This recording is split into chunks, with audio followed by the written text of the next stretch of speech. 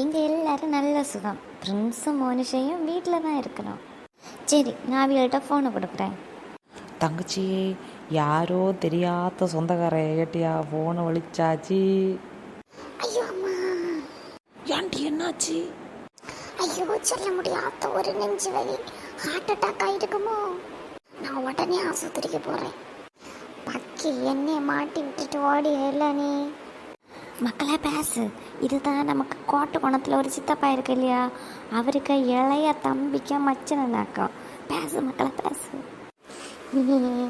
சித்தப்பா இப்படியால பேசுவ? உனக்கு அவர் சித்தப்பா இல்லை, உனக்கு அது மாமா. மாமா நல்லா இருக்க, நல்லா இருக்க மாமான்னு கேளு, நல்லா இருக்க மாமான்னு கேளு. மாமா நல்லா இருக்குதீங்களா? அம்மா மாமா நல்லா இருக்கா?